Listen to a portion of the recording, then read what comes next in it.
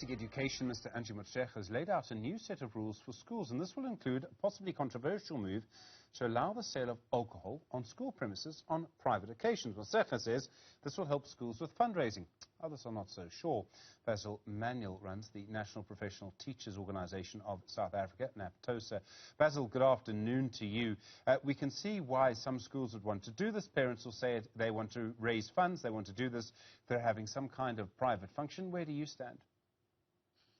Stephen, I think we've got to accept that alcohol is part of general life in South Africa, and that this has been happening at schools irrespective of whether we want it to happen or not.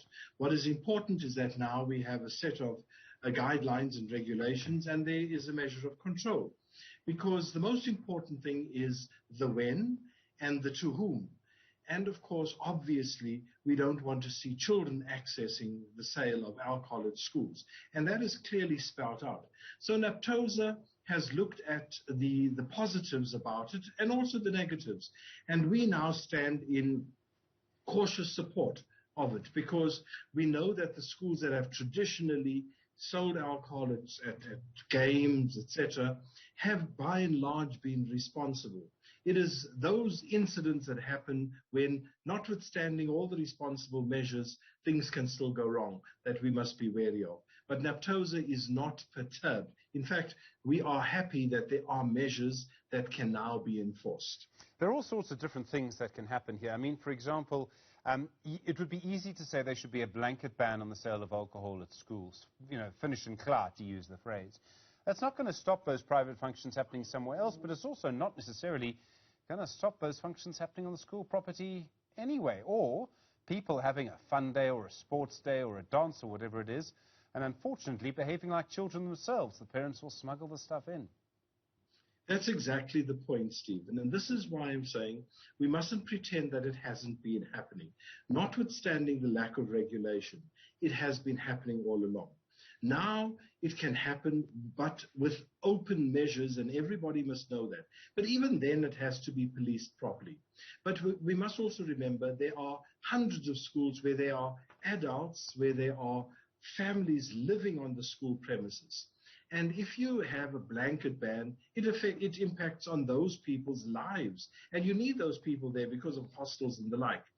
But this then builds in measures to ensure that people like that, and of course, when we use many, many school halls for fundraising, that those people are able to do so with the responsible use of alcohol.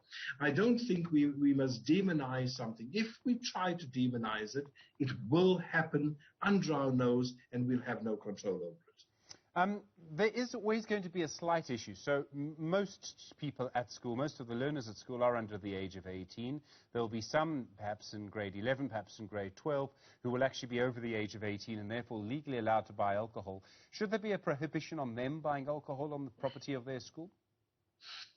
I think all the schools will stand together on this, that when alcohol is for sale at schools, children or children of school-going age are not allowed to buy.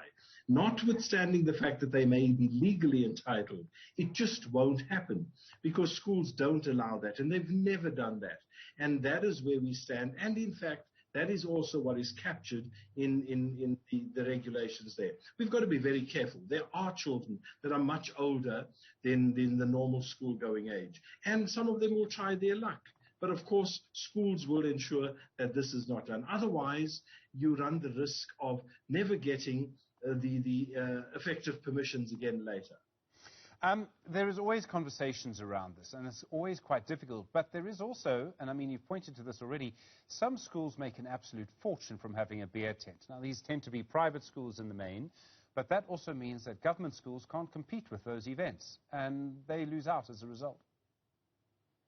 Absolutely, Stephen.